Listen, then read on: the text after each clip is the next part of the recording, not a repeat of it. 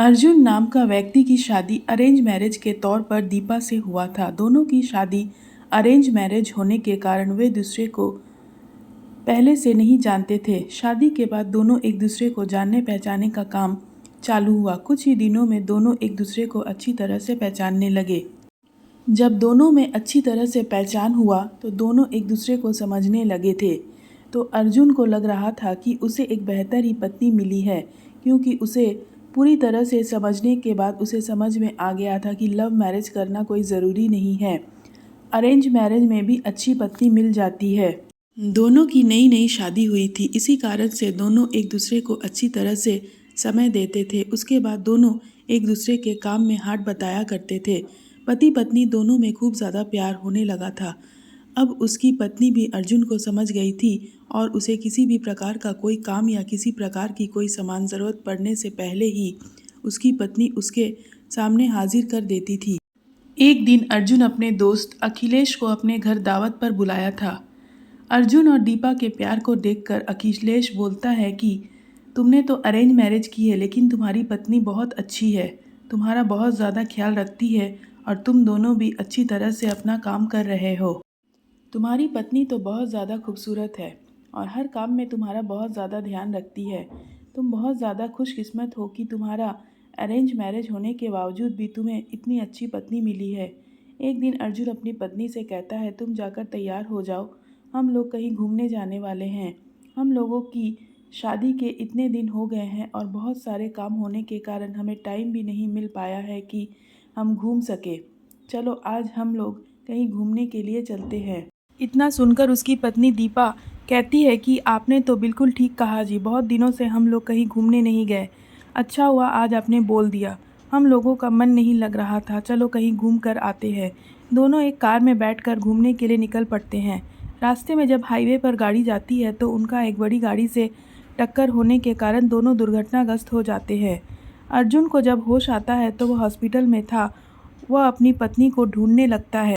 तभी वह अपनी पत्नी को ढूंढते ढूंढते दूसरे कमरे में चला जाता है। वहाँ वह देखता है कि उसके सर और पैर में तो बहुत ज़्यादा चोट आई है।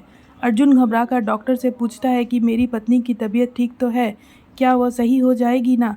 तभी डॉक्टर कहता है कि तुम्हारी पत्नी की पैरों की नसों से ज़्यादा खून निकलने के कारण पैर को काटना पड़ेगा और वो चल नहीं सकती। इतना सुनते ही दीपा की आंखों में आंसू आ जाती है और कहती है कि मैं तो आपके ऊपर अब बोझ बन गई हूँ।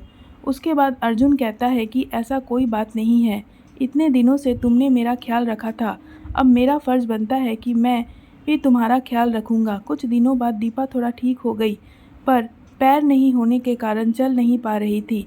अर्जुन ने फिर एम्बुलेंस बुलवाया और दोनों साथ मिलकर अपने घर के तरफ रवाना हुए। घर जाकर दोनों एक दूसरे को पकड़कर रोने लगते हैं और कसम खाते हैं कि हम कभी एक दूसरे को छोड़कर नहीं जाएंगे। उसके बाद फिर वह अपनी जॉब बदल कर वर्क फ्रॉम होम मतलब घर से ही काम किया करता था। साथ ही घर रहकर अपनी पत्नी की मदद तथा उसकी देखरेख और सेवा भी किया करता था। इसी तरह एक दिन फिर अखिलेश, अर्जुन का दोस्त, उसके घर आता है और कहता है कि तुम तो अब अपने घर के काम करने लगे हो, तुम तो बहुत अच्छे बिजनेसमैन हो, तुम अपनी ज़िंदगी क्यों बर्बाद कर रहे हो एक लड़की के कारण? तुम अपनी दूसरी शादी कर लो, चाहे इसे भी अपने पास रखो, लेकिन तुम कंपनी में चलो और काम करो। इसके बाद अर्जुन कहता है कि मेरी पत्नी से बढ़कर मेरी ज़िंदगी में कुछ भी नहीं है, मैं उसकी देखभाल हमेशा करूँगा और करता ही रहूँगा, क्योंकि हमेशा से ही मुझसे प्रेम करती थी और हमेशा से ही हम लोग पति पत्नी आपस में प्रेम करते रहेंगे। फिर वो अपने दोस्त को कहते हैं कि तुम एक बार आए और मुझसे कहा था कि तुम्हारी पत्नी बहुत अच्छी है, तुम बहुत खुशकिस्मत हो कि तुम्हें ऐसी पत्नी मिली है। फिर आज क्या बात है? क्या तुम इस प्रकार की बात मेरी पत्नी के लिए उपयोग कर रहे हो? आखिरकार जितना दिन उसने मेरा मदद किया है, मेरा फ़र्ज़ बनता है कि मैं उसे ज़िंदगी भर मदद करता रहूँगा। इतना सुनते ही पीछे से उसकी पत्नी भगवान से प्रार्थना करती है कि भगवान, आपने मुझे इतना अच्छा पति दिया है कि मैं इसका शुक्रिया कैसे अदा करूं।